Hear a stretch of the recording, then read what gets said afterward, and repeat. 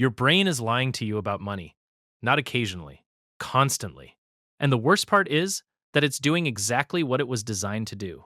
You check your bank account at midnight even though nothing has changed since you checked it at dinner. You feel a spike of anxiety when you see a price tag that's perfectly affordable. You lie awake calculating numbers that don't need calculating right now. None of this is irrational. It's ancient wiring doing its job in a world it wasn't built for. The human brain evolved over millions of years to solve a very specific problem: keep you alive long enough to pass on your genes. Money as we know it has existed for about 5,000 years. Your neurological hardware is running software that's several 100,000 years out of date, and the mismatch creates a constant low-grade panic that most people mistake for reality. Let's start with scarcity. For the overwhelming majority of human history, resources were genuinely scarce. Food, shelter, safety. These weren't things you could assume would be there tomorrow. If you found calories, you consumed them immediately because storage wasn't reliable and competition was everywhere. The people who survived were the ones whose brains screamed at them to hoard, to worry, to never feel secure even when things were temporarily fine. That impulse is still firing. You have a full fridge, a roof, a paycheck coming in 2 weeks, and your nervous system is treating your financial situation like you're one missed meal away from starvation. Because for your ancestors, that was often true. The brain doesn't care that you live in an era of relative abundance. It cares that the descendants of paranoid hoarders are the ones who made it long enough to become your ancestors. Loss aversion is the technical term for why losing money hurts roughly twice as much as gaining the same amount feels good. Researchers have tested this across cultures, across income levels, across contexts. The ratio holds. Losing $50 produces a psychological response about twice as intense as gaining $50. This isn't a personality flaw. It's evolutionary math. An early human who lost a crucial resource, a tool, a food store, faced immediate survival consequences. An early human who gained a resource experienced a temporary advantage. The asymmetry was real. Your brain calculates threat more heavily than opportunity because the cost of underestimating danger was death, and the cost of underestimating benefit was just a missed advantage. Natural selection doesn't optimize for happiness, it optimizes for survival, and survival meant assuming the worst. Here's where it gets interesting. Your brain doesn't process money as an abstract concept. It processes money as a proxy for survival resources, which means every financial decision you make is getting filtered through threat detection systems designed to keep you alive on the African savanna 200,000 years ago. When you see your savings account balance drop even for a planned expense, even for something necessary, your amygdala treats it like a resource loss in an environment where resource loss could kill you. The anterior cingulate cortex, a region involved in error detection and conflict monitoring, lights up during financial decisions the same way it lights up when you're facing physical danger. Your body doesn't distinguish between "I spent too much on groceries" and "there's a predator nearby." Both trigger cortisol release. Both activate the sympathetic nervous system. Both make your heart rate climb. This is why budgeting feels so viscerally uncomfortable for most people. You're not just moving numbers around a spreadsheet. You're triggering ancient alarm systems that interpret restriction as threat. Every time you tell yourself you can't buy something, even something you don't actually want, your brain registers it as scarcity. And scarcity in the evolutionary environment meant danger. But here's what nobody tells you about this system. It's not permanent. Your brain is neuroplastic. It rewires based on experience, based on repetition, based on the stories you feed it. The pathways that fire together wire together, and you've been reinforcing the anxiety pathways every time you check your account out of fear, every time you catastrophize about a future expense, every time you treat a normal financial decision like a crisis. The solution isn't to ignore money or pretend scarcity doesn't exist. The solution is to train your brain to recognize the difference between actual threat and perceived threat.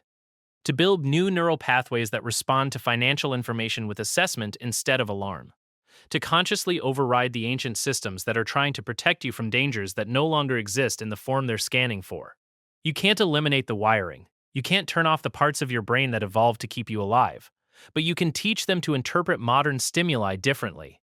You can create enough repetitions of calm, rational financial behavior that your brain starts to recognize this isn't the savannah. This is a different game with different rules, and the old threat responses aren't serving you anymore. The question is how? How do you actually rewire something this deep, this automatic, this tied to your survival instinct? That's what separates people who understand the psychology of money from people who let it control them. You start by separating information from emotion. Your brain conflates the two automatically, so your job is to manually pull them apart. When you look at your bank balance and feel that spike of anxiety, you pause. You don't ignore it. You acknowledge it. Then you ask a different question. Not "how do I feel about this number?" But what does this number actually mean in terms of my survival right now? Most of the time, the answer is that your survival isn't threatened. You have food, you have shelter. The number might be lower than you want, but it's not signaling imminent danger. That distinction matters because it gives your prefrontal cortex, the rational part of your brain, a chance to override the amygdala's alarm. You're not suppressing the fear. You're teaching your brain that the fear is miscalibrated for the actual environment you're in. Next, you build positive associations with financial awareness. Most people avoid looking at their finances because every interaction with money feels like opening a door to stress. That avoidance reinforces the threat response.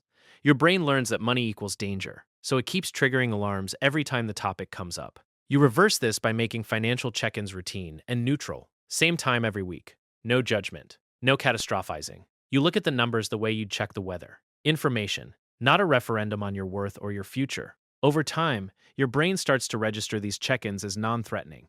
The cortisol response diminishes, the anxiety fades. Then you introduce small wins. Not big dramatic changes, small deliberate actions that prove to your nervous system that you have control.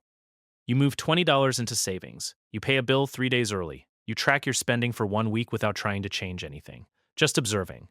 These actions don't solve your financial situation overnight, but they do something more important. They create evidence that contradicts the helplessness narrative your brain has been running. Each small action is a data point that says you're not powerless. You're not at the mercy of circumstances. You can influence outcomes. Your brain updates its threat assessment accordingly. Repetition is everything. Neural pathways strengthen through use. The more times you complete a calm, rational financial behavior, the more your brain recognizes that pattern as safe. Eventually, the new pattern becomes automatic. You stop having to consciously override the anxiety because the anxiety stops showing up as intensely. This doesn't happen in a week. It takes months. But the compounding effect is real. 6 months of weekly financial check-ins rewires more than 6 years of sporadic, panic-driven money decisions. You also need to address the stories. The narratives you've internalized about what money means. Maybe you grew up hearing that money was scarce, that rich people were bad, that wanting financial security was greedy. Those beliefs sit in your subconscious and shape every decision you make. You can't logic your way out of them. You have to identify them, examine them, and consciously decide whether they're serving you. Most of the time, they're not. They're outdated software, running on hardware that doesn't need it anymore. You don't delete the beliefs, you just stop letting them make decisions for you. Here's what changes when you actually do this work. Financial decisions stop feeling like existential threats. You can look at a price tag without your heart rate spiking. You can have a conversation about money without your palms sweating. You can make a budget without feeling like you're signing a prison sentence. The numbers become tools instead of weapons. You start making decisions based on what actually serves your goals instead of what temporarily quiets the anxiety. The part that surprises people is how much this affects everything else. When you're not carrying constant low-level financial dread, you sleep better, you focus better, you show up differently in relationships because you're not subconsciously scanning every interaction for resource threats. You make career decisions based on genuine fit instead of panic about the next paycheck. The ripple effects are bigger than the financial outcomes themselves. But none of this works if you approach it like a hack. There's no shortcut to rewiring evolutionary programming. You can't trick your amygdala. You can't gaslight your nervous system into thinking scarcity isn't real when it detects signals that match the ancient pattern.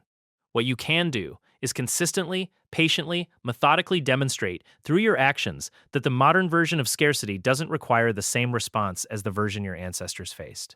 You're not ignoring the signals. You're updating the interpretation. The people who master this aren't the ones who eliminate financial stress entirely.